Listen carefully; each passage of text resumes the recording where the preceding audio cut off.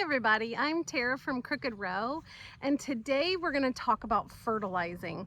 Now, I know that it's like June, I'm sorry, it's July. It's July, it's mid-season for most people, and you're either in your mid-season fertilizing schedule that most people do, and we are in the midst of doing. So I wanted to go over something that is a huge warning to you. It is something that has happened here on the farm that I think that everyone should know about. I'll get to that in a minute. I wanted to go over and kind of show you, if you can see in the background, all along this tunnel is beautiful tomatoes. They are growing high. This one right here is like to here on me. So, and I'm 5'7", so these all have good growth. We are struggling with some blight. It's on mostly the bottom leaves. So I'm gonna come out with a video on spraying because that is so important right now.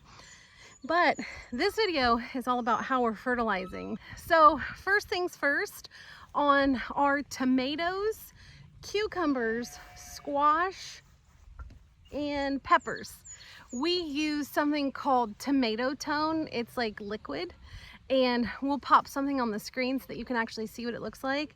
It works like a dream. It feeds them perfect. I feel like in the beginning we try to like focus on nitrogen, and then we kind of move to a more broad fertilizer. But that's what we utilize for the peppers, tomatoes, and all of that. Next, we move to our beautiful corn. And our corn was like itty bitty tiny, and we decided to come out and do something extremely controversial for most people. No one in our house is on medication, and so everybody's pretty healthy, no medical problems in the house. And so we collected pea, and we diluted it about a half a cup to a cup of pea in 2 gallons of water. And then we sprayed that, or not sprayed, but we poured that onto our corn, and it just, I mean, it almost instantaneously shot up. There's a ton of information on this. Clearly, if you're on medications, that's gonna leach out into your urine. I would at the very least look into that. 2, anything that you're directly harvesting, I wouldn't use pea on. There's nothing wrong with it. It is edible, but just because you're dealing with pea and pathogens and things like that, I would make sure that you're a couple weeks out from any kind of harvesting.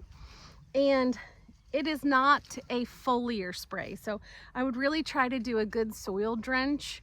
And just so you know, corn likes it about 3 times a week. So that is something that we definitely are doing this year. And the corn just, it really looks very good. Over here, whoop, behind my shoulder and all the way back, those are beans. That's not corn, but that is corn.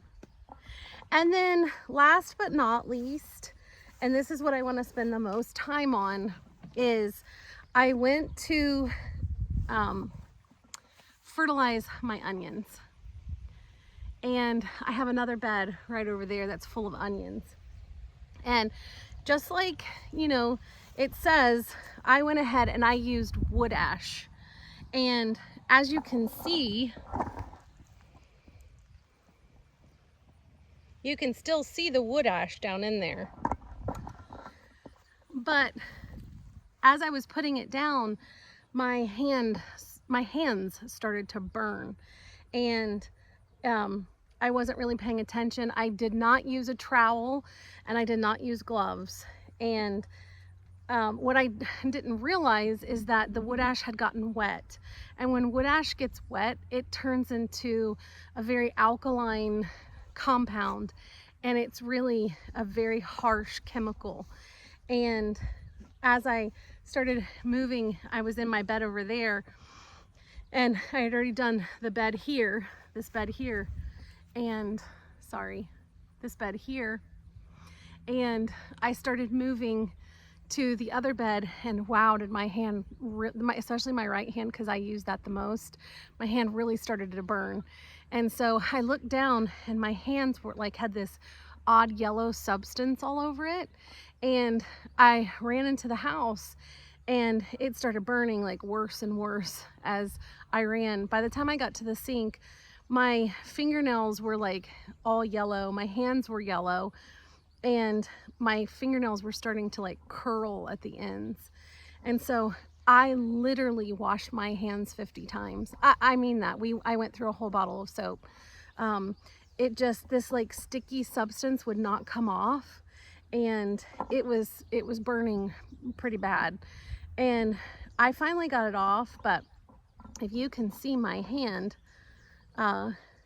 it looks like it's like dirty, but if I can get that close enough, it's like sandpaper. I got it in times that I didn't do like permanent damage, but it definitely has like created blisters and things like that. So the moral of the lesson is, if you're going to use wood ash, I would most certainly wear gloves. I would use a trowel. If it has been wetted by anything, I would be very careful about using it in anything. I would dig a hole and dump it, but that's just me. You even have to be worried once it has received that. You even have to be worried about breathing it in. So in some cases, you're actually going to want to wear a mask as well. So, and I would wear long sleeves and pants if I was going to do it again. And you see, I have always seen gardeners use wood ash. We have used wood ash. We roll our potatoes in wood ash. I've never ever had a burn from it. But I also never worked with wet wood ash, and how fast that can. I was actually reading things after this happened, and there are people who sweat and then wood ash hits them and it starts to burn them. So this is just a cautionary tale that you really have to be careful when you're working with certain substances. Now, things like the pee, I know people get kind of grossed out by using that, but if you actually think about it, everything in the garden is kind of poop and pee, because from animals we get fantastic manure, and like chicken manure is really great, but chicken manure has pee in it. And so you just want to be, again, take caution on anything that you use. I would definitely always check before you do it, check that it's okay in your area as well. So today, as you can see, Elijah is working at pulling this up. He's getting ready to weed whack it down to the ground. We're gonna turn the soil over and we're gonna start planting flowers. It's that time of year. And so we are going to, my cousin in Missouri, she sent me these. Aren't they so beautiful? Oklahoma pink zinnias. Oh, love it. So we're gonna plant these and some sunflowers and some other zinnias, and we're gonna have kind of an easy day today, and we're just gonna get started.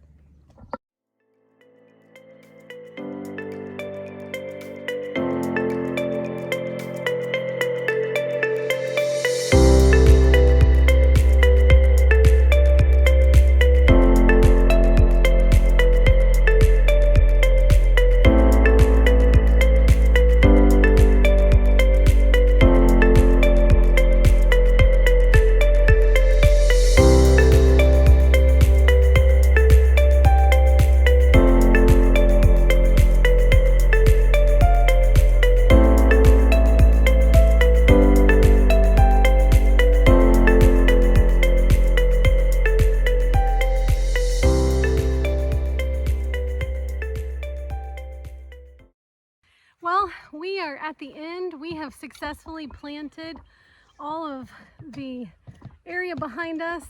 We have those beautiful flowers from my cousin planted. Those I cannot wait to see. They look like Barbie pink to me. And I love that color. Almost all my roses are that color. But we went ahead and we planted in some other zinnias as well. So we have several rows of purple and white and I think a mix, right, babe? Yeah. Yeah. And then we planted in some shorter sunflowers. I love to have different kinds of sunflowers. I love the great big, you know, quintessential ones that looks like the eye in the sky that follows you. But we have like Vincent's, I'll put it on the screen, whatever it is we have.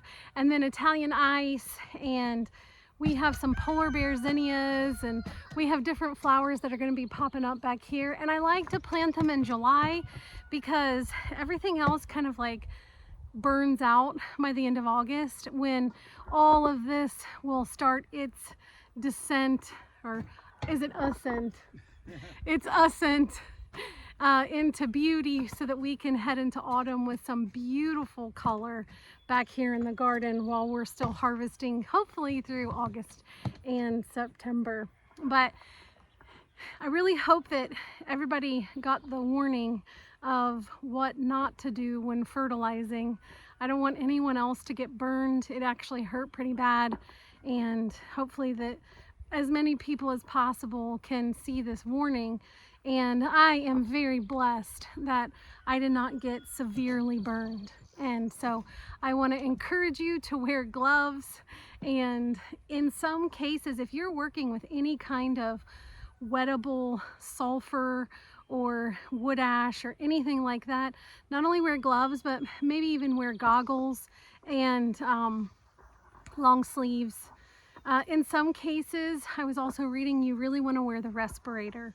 So we have worked with wood ash for years, and I feel awful that I didn't know any of this. So I'm glad we got to pass that on to you guys and get some valuable work done today that's going to beautify the garden and help the pollinators through fall. And remember, if we can safely fertilize our garden, anybody can. Thanks. Babe, you want to say bye? Bye. Thanks. Bye.